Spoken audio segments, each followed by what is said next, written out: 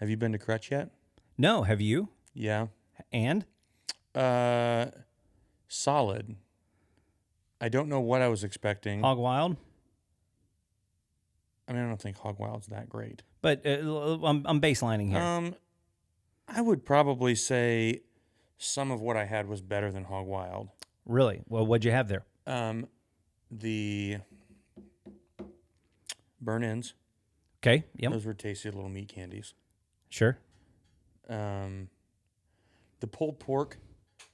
This was why I go, it's not amazing. It did taste good. Okay. It tasted solid. Visually, it looked dry. Oh. It was weird. It was not dry, but it looked dry. So which you was just very got weird. straight smoked meat, no sauce on it already? No, And they then you don't add the sauce after. They have Okay. their sauce Yeah. to add. Fair.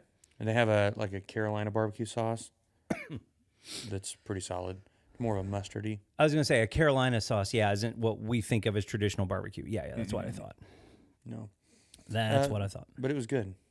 Yeah, it's good. Massive portions of food. Okay. I mean, I couldn't even finish my plate. You? That is asinine. No way. All right, so today, here's the deal. We're talking about expectations and desires and what's the difference. Let's take a look at that. You are watching the Beyond Sunday podcast.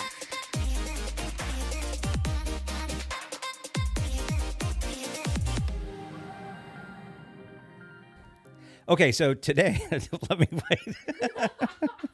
I'm just going to get started while Zach's doing a wardrobe shift over here. You good now? Yeah. You good? I'm great. Sure. You feeling it today? I'm great. Yeah, it's a good hat, by the way. I like the hat. Thanks. I don't really. The mesh thing, it's not my hat, though. Oh, it's putting off vibes. I'm not going to lie. It's doing that. It's definitely doing that. All right. All right, so expectations and desires. A lot of times I think we can use these words interchangeably. Some people might think they mean the exact same thing, but we're going to argue Some that would. they're actually different.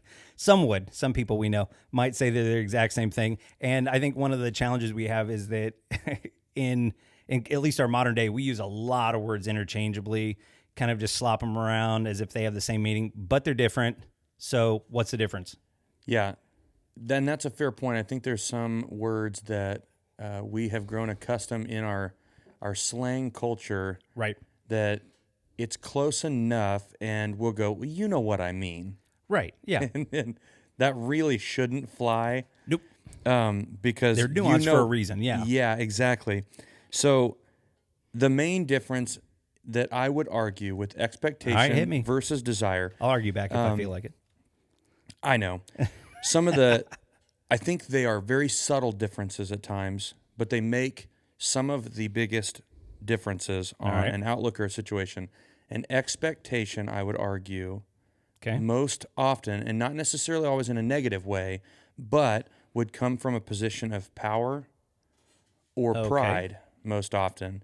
Now, not always in a Interesting. bad light, Okay. but when we expect something, for instance, sometimes our boss at work, we have expectations for our employees, Okay. or we have expectations on us from our uppers or our management or whatever, which Okay. are normal. And then Right. I would say desire most often comes from a place or a posture of longing or just Yeah. I think that's more right. of a humble position where we desire or want things for people or Okay. for ourselves. For yourself. Yeah.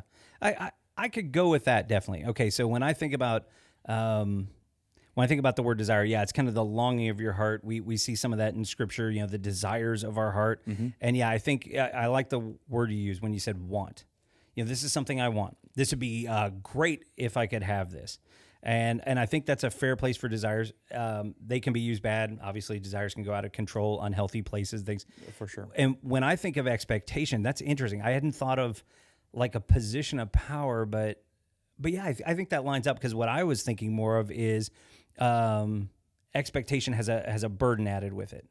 Like it's not that I want this, but well, I expect you to do this.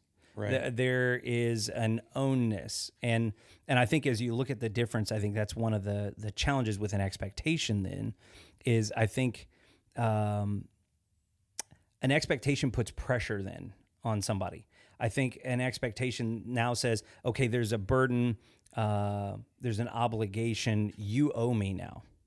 And so, hey, I expected you to get, like you were talking about a boss, I expected you to get the report done by this.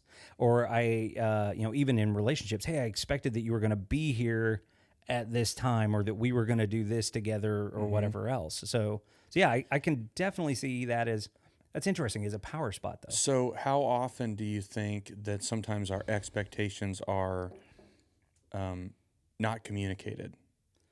Okay, hit me. Like what do you mean? sometimes, like you had mentioned, the example of, I thought we were going to do this together. Okay. Yeah. Or you were going to be here at this time. How often or common is it that our expectations are not communicated?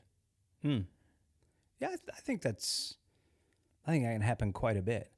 You know me. You should have assumed that. Right. I mean, I like to do this You way. knew what I meant. Right, exactly. Yeah, you should have understood that. That's fair. But I think the same thing can be true with a desire, though. Mm-hmm. That I think a lot of time we just assume that if when we're in a relationship with someone, and not even necessarily a deeply personal relationship, could be a professional one. Hey, you know me, we know each other. So when I mention this or something, you should have known these things. Mm-hmm. And I think, the desire can leave with those hurt feelings.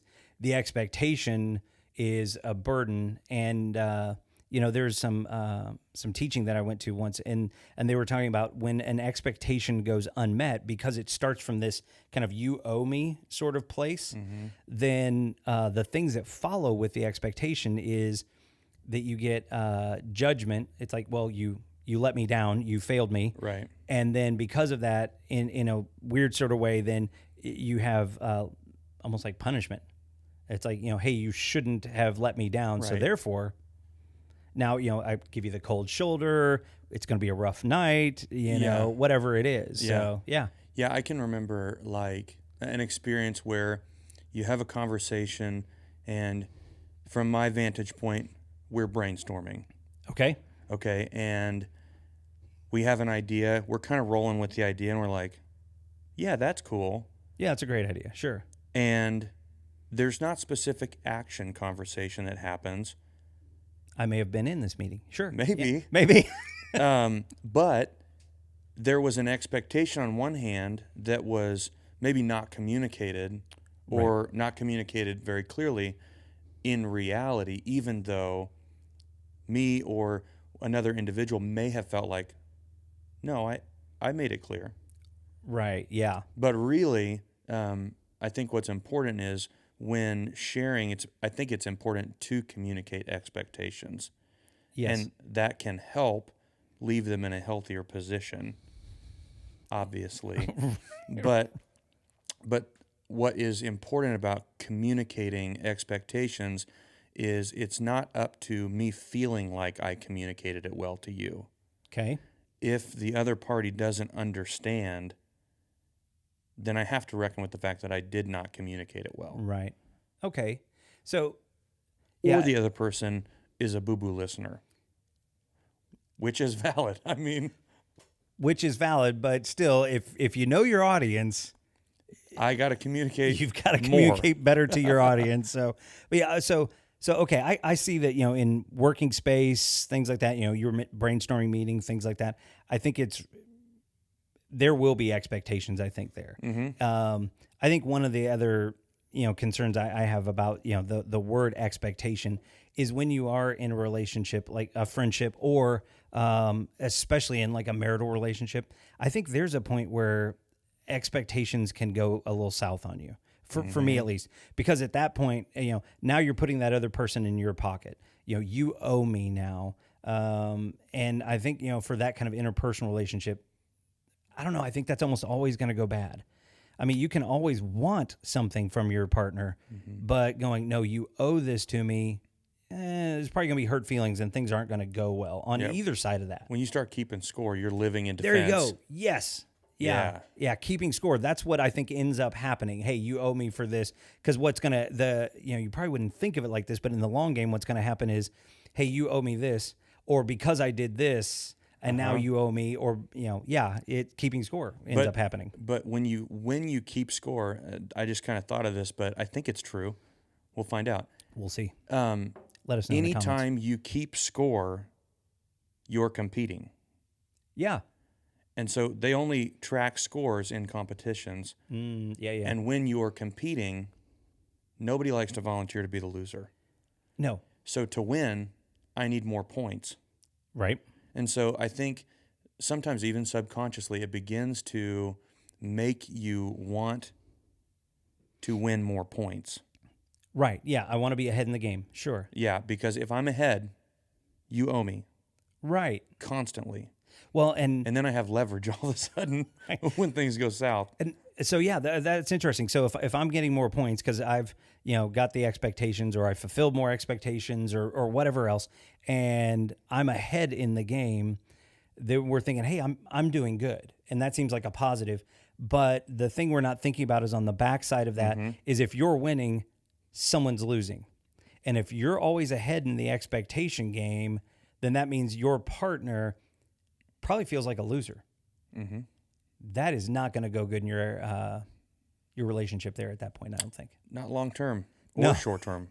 Yeah. No term does that go well. Today's going to be rough. Long term might not be a long term, actually. Yeah, it's going to go bad either way. But if it is, it's going to be a rough long term. It will be a rough long term. Okay, so expectations. So we talked about those a little bit. Mm-hmm. What about desires? So are there any dangers on the desire side? Yeah. So as a pastor, I struggle with this all the time because I'm around people that I care for, that I love. Right. And from a very earnest position, I want things for people. Okay. All right. And so in a very real context, one of the dangers is it can feel like heartbreak over and over. Okay. Yeah. Because I want and I desire things for people on a deep level because I see that things could be better if you would just blank. Whether that's, and it's not necessarily do what I say but I've met people or been around people a lot that are chronic advice seekers. Okay. And they're never going to take your advice. Even if it's great. It doesn't matter, but they maybe are looking for a confirmation. Mm-hmm. But anytime I enter into an opportunity to give advice, I really want to give good, healthy wisdom that is going to be a benefit to the person. Right. And so when delivered, it begins to actually create a desire in me for them. Right. Yeah. I want to see you get through this. I want to see this get better in your life. Yeah. And let's win it. Let's do it really well. Right. And so I begin to have this desire and longing for people to experience good healing, whatever it may be. Yep. Yeah. Success. And one of the worst things that you can have is, and you love having conversation with folks and love helping, but in the desire of your heart is somebody calls up and says, hey, I really want to talk to you.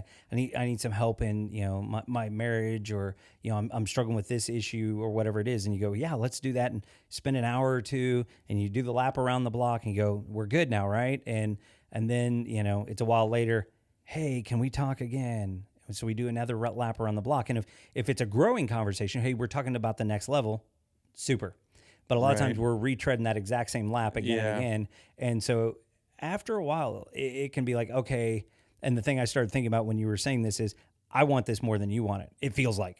Oh, yeah. May not be true, but at least it feels like. I felt that a bunch. Yeah. Because you go, and then, by the time lap number 4 comes around, they go, hey, can we meet and talk? No. Mm-mm. No. Gonna be honest. Sorry about that. But yeah, you get to a point, it's like, is it on something different? It's not? Yeah. Mm-mm. Yeah, I mean, I'm just going to tell you the same thing. Right. And often I think it's when people are living in a lifestyle of expectation. Okay. And then you want to get them out of that into a different position, but it takes a lot of work when you're always in the competition mode of expectation or lifestyle of expectation. And often those conversations and meetings feel like very hard steps that have to be taken. Right. And so I think many times it's easier to keep having the conversation. And on one hand, you just have to give yourself permission and allow people to tread their own path. Right. I would not want to be told what to do either. Right. And I sure appreciate my free will when I have it. But then sometimes we don't like to extend that same grace to people. That's fair. So we have to give ourselves permission to understand that I can desire things for people, Right. but it's not up to me for their success. Right. I think when I'm thinking about desire, I think one of the other places you talked before about, are we communicating our expectations, things like that. So I think the same thing here, that I think that's the danger for a desire, is you have a desire of your heart. You go, hey, I'm not going to put an expectation on somebody. I'm going to balance this out real well, but I'm not communicating it. So my next challenge is I've got this desire, this longing in my heart, and I'm just hoping somebody, meets those needs in my life. And without expecting it, then I think the big challenge with the desire is it becomes inflamed and it either goes wrong. So, you have a desire for intimacy, leads to something like pornography or something. You have a desire for stability and security, and it, leans in towards greed and just seeking nothing but financial gain. Yeah. I think the other thing is then that desire, if it's not met, slips over and becomes an expectation, and then you've got your new problem all over again. So yeah, that's a good point. An or poorly communicated desire either will create bitterness or some other issue, or it just becomes an expectation. Right. Yeah, that's where it shifts in the long run. So cool. Well, hey, for next time, we're going to talk a little bit more about how to balance between expectations and desires in our life, and what that transition can look like. So we'll catch you next time. See ya. This has been another episode of the Beyond Sunday podcast. And don't forget, like, share, and subscribe.